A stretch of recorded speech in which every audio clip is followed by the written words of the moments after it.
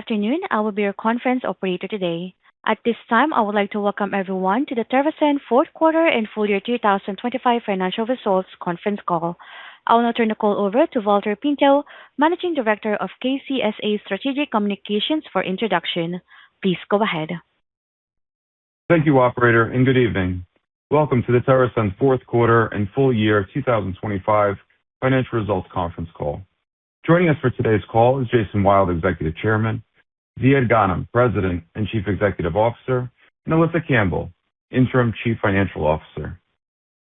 Our remarks today include forward-looking statements, including statements with respect to the company's outlook, including the company's financial results for the fourth quarter and full year 2025, and the estimates and assumptions relating thereto, including the company's expectations regarding its growth prospects in new and existing markets, such as Ohio and New Jersey, its M&A strategy, anticipated timing and benefits regarding the sale of the company's assets in Michigan, and the expectations regarding regulatory reform and the potential benefits thereof. Each forward-looking statement discussed in today's call are subject to risks and uncertainties that could cause actual results to differ materially from those projected in such statements. Actual results and the timing of certain events may differ materially from the results or timing predicted or implied by such forward-looking statements, and reported results should not be considered as an indication of future performance. Additional information regarding these factors appear under the heading Risk Factors in the company's Form 10-K filed with the Securities and Exchange Commission and other filings that the company makes with the SEC from time to time, which are available at sec.gov, on TER+, and on the company's website at teradyne.com. The forward-looking statements in this call speak as of today's date, and the company undertakes no obligation to update or revise any of these statements. Also, during the call, the company may present both GAAP and non-GAAP financial measures. A reconciliation of non-GAAP to GAAP measures is included in today's earnings press release in our annual report on Form 10-K for the year ended December 31st, 2025, which you can find in the company's investor relations website or on the SEC and TER+ websites. I'd now like to turn the call over to Mr. Jason Wild. Please go ahead, Jason. Good evening, everyone, and thank you for joining us. I'm pleased to report another strong performance in our core Northeast markets of New Jersey, Maryland, and Pennsylvania. In the fourth quarter, we generated $66.1 million in revenue, bringing full year 2025 revenue to approximately $261 million, with gross margins for the quarter and full year of over 52%.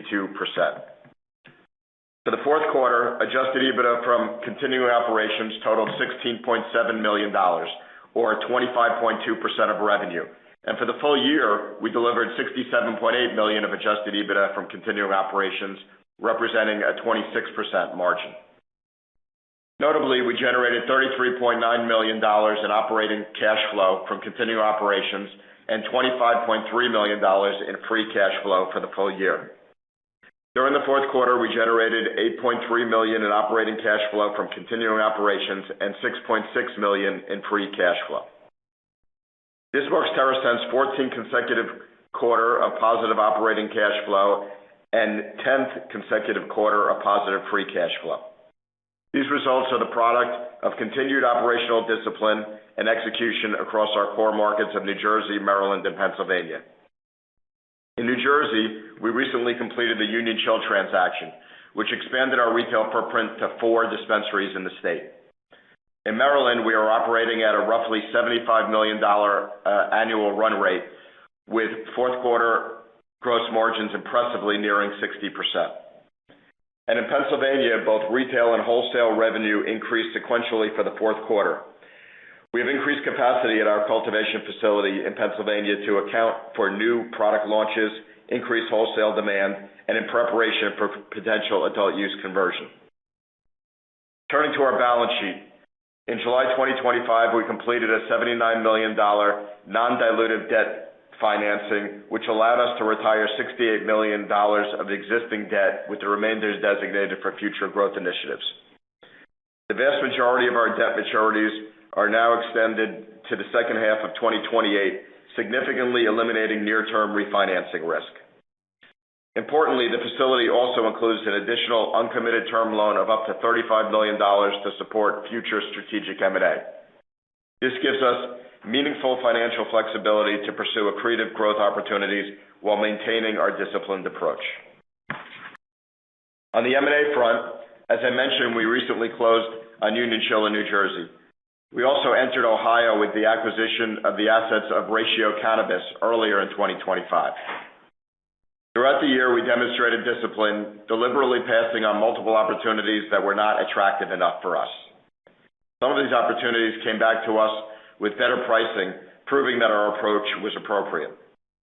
Growing through acquisitions is a major part of our strategy, but we will only do it at the right time and at the right price.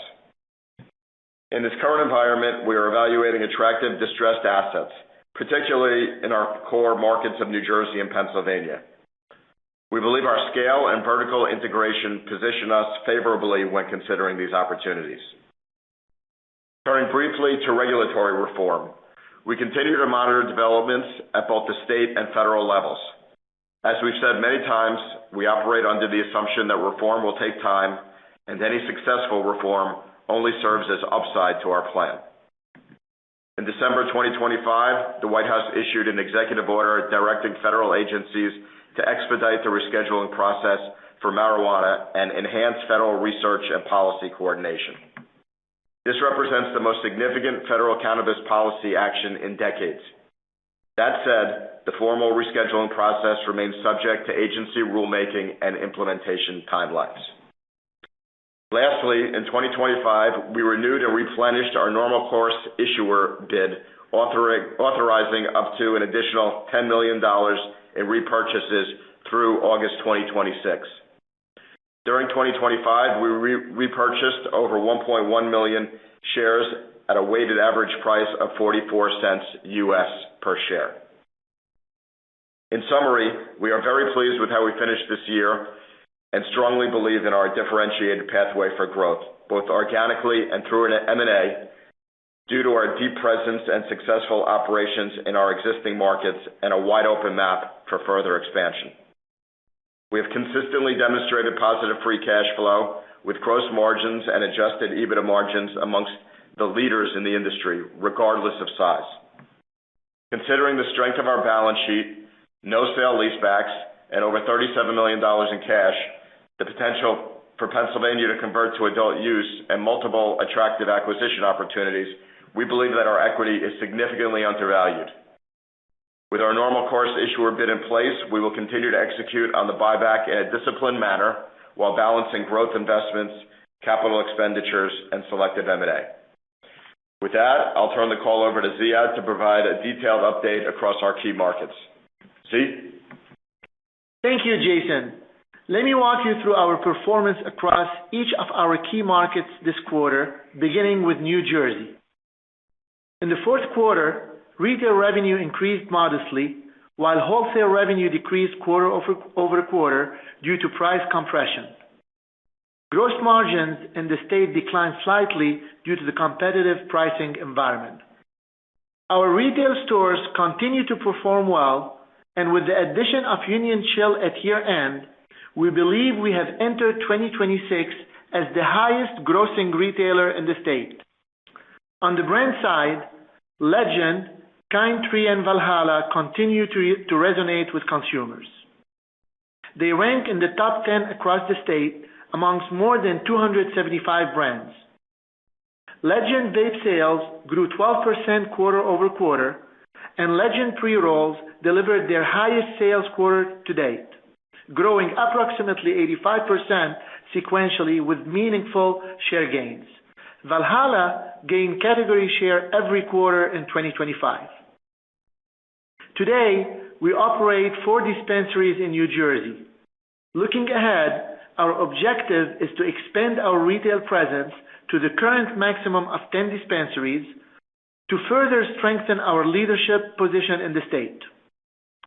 Turning to Maryland, we are operating at approximately a $75 million run rate, and our gross margins improved this quarter to nearly 60%, driven by our vertical integration and sustained operational efficiencies. Retail revenue declined quarter-over-quarter, while wholesale revenue increased slightly. Our cultivation expansion is driving improved flower output and operational leverage. As we are evaluating the impact of the state's social equity license rollout, we believe our vertical integration and brand portfolio will allow us to grow further in the state. At retail, 2 of our 4 Apothecarium stores rank in the top 10 statewide, including Salisbury at number 6 and Cumberland at number 7, according to Lit Alerts. Kind Tree and Valhalla are also performing well in Maryland, with Kind Tree remaining a top 6 flower brand with double-digit sequential growth, and Valhalla edibles continuing to gain market share according to BDSA. In Pennsylvania, net revenue increased over 8% sequentially, driven by a 5.6% increase in retail and a 19.1% increase in wholesale. According to BDSA, we grew our market share quarter over quarter and continue to see strong performance across brands. 3 of our Apothecarium stores rank among the top 10 statewide, according to Lit Alerts, with our remaining stores in the top 30 out of 176 stores in total in the state. Legend flower sales grew over 40% sequentially, and both Legend and Kite Tree vape categories delivered double-digit growth. Valhalla remains a top 3 edibles brand in the state. Importantly, we have a fully built-out large-scale cultivation and manufacturing facility in Pennsylvania with no need for additional investment. In preparation for new product launches, increased wholesale demand, and potential adult use conversion, we have brought online additional capacity. As part of that effort, we reactivated 6 additional rooms in mid-December. This expansion will increase total flower output by roughly 50%. We expect the first harvest to occur in April, with product available for sale in June. Importantly, this increased capacity leverages existing infrastructures and requires no incremental capex. In Ohio, Ratio is now fully integrated into our operations and is performing well. Our strategy in Ohio is focused on assembling a leading retail footprint through disciplined acquisitions while leveraging our infrastructure to drive profitability. Lastly, I would like to provide an update on our Michigan exit. We have now completed the majority of the asset sales in Michigan and have significantly negotiated down liabilities and debt exposure. We are now entering the final stages of the exit process in the state. The proceeds from divested assets are being used to reduce debt, and the exit has been executed efficiently, allowing us to focus on our core markets. In closing, TerrAscend continues to show strong numbers across the board. Our business remains solid due to strong business fundamentals, a targeted M&A strategy, no material debt maturing until late 2028, consistent positive operating and free cash flow quarter over quarter, best-in-class sponsorship, and a strong leadership team. Given all this, I am more confident in our future than I have ever been.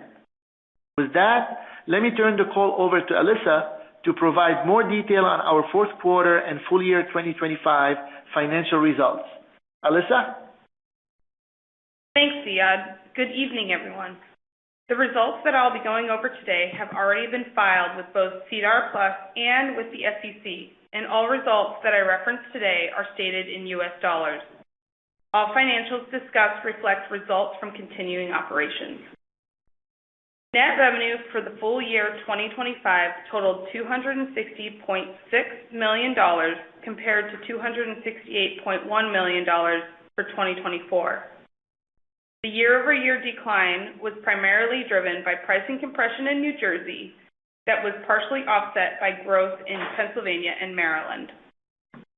Net revenue for the fourth quarter of 2025 totaled $66.1 million, an increase of approximately 1.6% sequentially compared to $65.1 million in the third quarter of 2025. Retail revenue was up sequentially, while wholesale revenue remained stable to modestly higher, reflecting improvements in certain Northeast markets and the continued contribution from Ohio. Gross margin for the full year 2025 was 52.3%, compared to 50.7% in 2024, reflecting improved vertical integration efficiencies and disciplined cost management across our core markets. Gross margin for the fourth quarter was 52.1%, remaining stable quarter-over-quarter. This was driven by pricing pressure in New Jersey, offset by strong performance in Maryland. D&A expenses for the full year 2025 were $86.2 million, or approximately 33.1% of revenue, compared to $90.6 million, or 33.8% of revenue in 2024. D&A expenses for the fourth quarter were $22.8 million, compared to $21.3 million in the third quarter. The increase was primarily driven by planned investments in wholesale. Net loss from continuing operations for the full year 2025 was $24.5 million, compared to $11.5 million in 2024. The increase was primarily driven by other non-cash operating items during the year.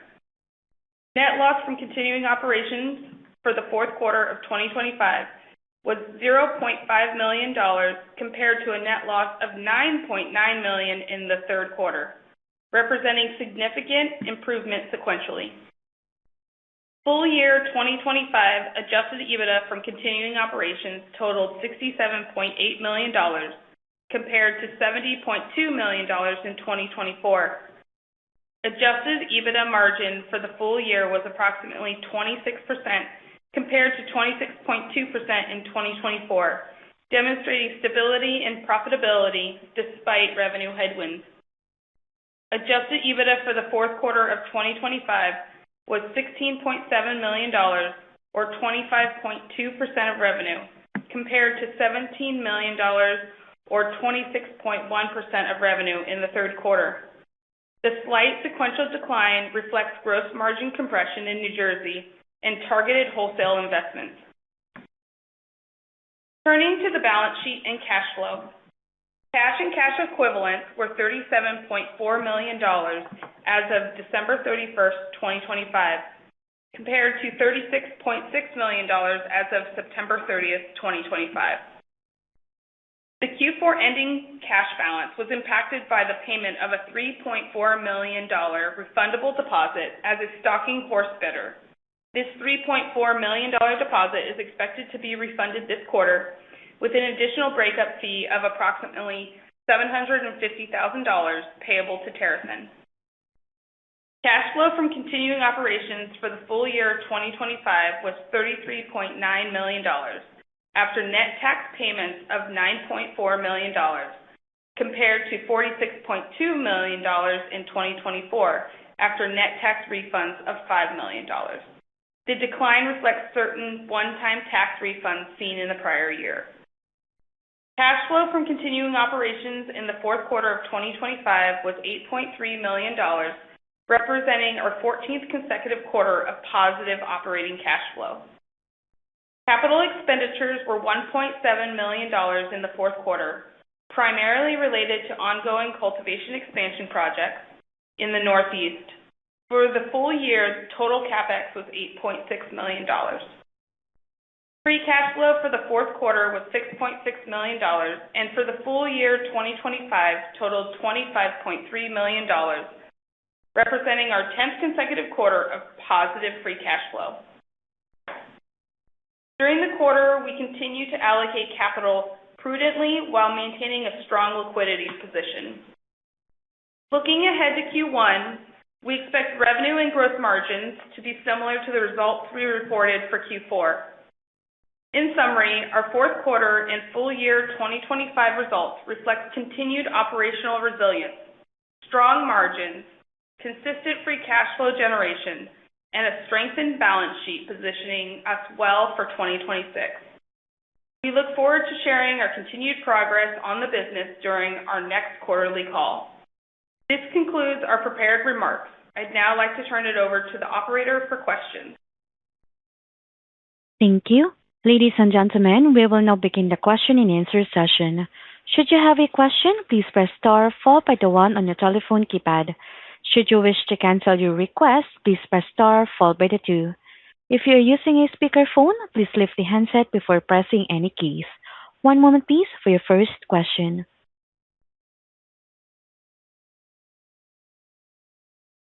And your first question comes from the line of Frederico Gomez from ATB Cormark Capital Markets. Please go ahead. Hi, good evening. Thanks for taking my questions. Congrats on the great quarter here. First question, just talking about the performance in Pennsylvania that has been quite impressive, the sequential growth there, especially in wholesale. What is it that you're doing in that state that's special and is driving that performance? And in terms of it sounds like you're very bullish on continued growth in the state. So what about, does that capacity expansion there, I guess, implies that maybe you're close to executing on M&A in the state, given your comments about the distressed assets? Thank you. Hi, Fred. Ziad here. Yes, you highlighted the right thing, Pennsylvania. We're very excited about Pennsylvania. Those are the same number of stores. They're comparable numbers, both year over year and sequentially. We were up on revenue in both retail and wholesale. What's driving this? Multiple things. We continue to improve on our quality. We continue to innovate and launch new products. We're excited about the state and the further development because of the new partnership that we announced with Tyson 2.0 and some of the new products that are coming. We are expanding our cultivation in the state in preparation for all three things: the innovation, the new partnership, the trend in the state, and also the potential for adult use. As you know, the benefits of that expansion comes in a few months later. So with the perfect inventory that we have, we need to build some to prepare for this. As far as M&A, this is not related to any M&A preparation, even though we continue to look at accretive opportunity to go deeper in the state, but this is independent of any M&A opportunity. Great, appreciate that, Ziad. Second question, in regards to Ohio, I understand that the strategy there is on the retail side, but I noticed that you did not mention, when you were talking about M&A and calling out the distressed assets in New Jersey and Pennsylvania, you didn't mention Ohio. So just curious about how the pipeline looks in Ohio right now. I mean, are you seeing good opportunities there, or it's more about these other two states that you mentioned? Thank you. Yeah, we mentioned, Fred, the other two because we are closer. We have something in the pipeline. We have close conversation. In Ohio, we've had conversations. We didn't like the price in some cases. In some other cases, there's a group with big bomber stores that is going to be diluted pretty heavily in the next 12 months with new stores that are opening. So learning from other states, the pricing did not make sense to us. So this is not a reflection of a decrease in interest, more of the right price at the right time. And we said on our prepared remark, we will continue to be disciplined and we will only acquire at the right price. We've had multiple occasions in almost every state we mentioned today where we said no in the past, and the opportunity came back 6 months or 12 months later with pricing that is a lot more reasonable. So we'll continue to stay disciplined there. Thank you very much. Thanks, Fred. Thank you. Once again, that is star and 1 to ask a question. And your next question comes from the line of Kenric Tygart from Canaccord Genuity. Please go ahead. Thank you and good evening. Congrats on the quarter. I just want to follow up quickly on Fred's question with respect to Ohio. Ziad, is it fair to characterize it as waiting on the honeymoon pricing phase to end and that you're not going to be tempted to bid up a market that is clearly still very frothy? Is that would be a reasonable characterization? And then I'll follow up. I have a second question on New Jersey. Thank you. Yeah, Kenrick, welcome back. And the honeymoon has not been super full of honey as well. So yes, you're definitely right. We're waiting for this to unfold. We're waiting for the licenses and the expansion to be better understood. And look, what cost $1 today will cost 70 cents tomorrow, and we'll continue to wait on those. Right. Thanks, Asiad. And then just switch into New Jersey. Challenging headline numbers out of BDSA in terms of the overall market. Obviously more challenging in retail than in wholesale. Could you speak to competitive dynamics, and is what we're seeing in New Jersey a necessary rebalancing or normalization before that next leg of growth? Or how should we think about the evolution of the New Jersey market, just given the sort of headline numbers coming out of the state currently? Yeah, look, I think New Jersey, we started 17 stores. We had only 3 stores of 17 a few years ago when the state turned recreational. And then we're up now to more than 200 stores. And the retail numbers, depending on the company, reflect the stage of when the new stores open next to your big bomber stores. In our case, we've already gone through the majority of that in 2024.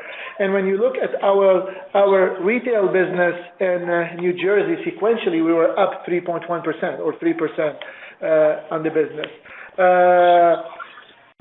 Pricing pressure in New Jersey exists. But there's a way to combat it, and the way we have combated it so far and maintain our our gross margin in the high 50s is by maintaining the quality, by the innovation, by launching new products. We're expanding cultivation in New Jersey to account for the new store that is coming with the Union Chill. Is it the calm before the next period? Look, I think if you ask any of us a few years ago that 3.5, 4 years into the adult use in New Jersey, that where the pricing is today, where the gross margin is today, pretty excited to see it where it is today. Pretty excited on how the market is. Thanks, Asiad. Sorry, just to close the loop and then I'll get back in queue. Call it 3% growth in that market. Correct me if I'm wrong, but you managed to, on those numbers, take share in the market in given current dynamics. Is that a fair characterization that you gained share in both New Jersey and Pennsylvania in quarter?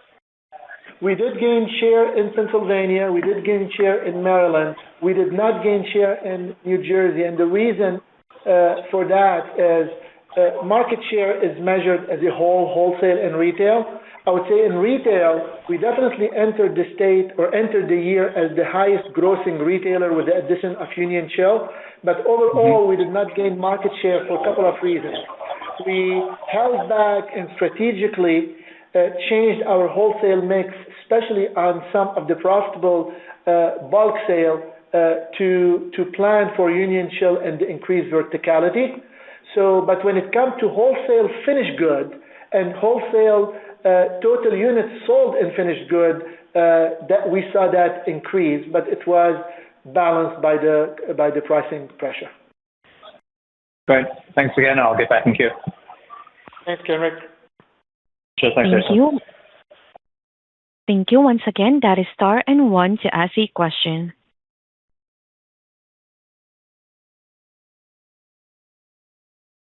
And there are no further questions at this time. I will now hand the call back to Mr. Jason Wild, Executive Chairman, for any closing remarks. Please go ahead. Thank you all for joining us here today. We look forward to sharing our Q1 results in the coming months. Thank you. This concludes today's call. Thank you for participating. You may all disconnect.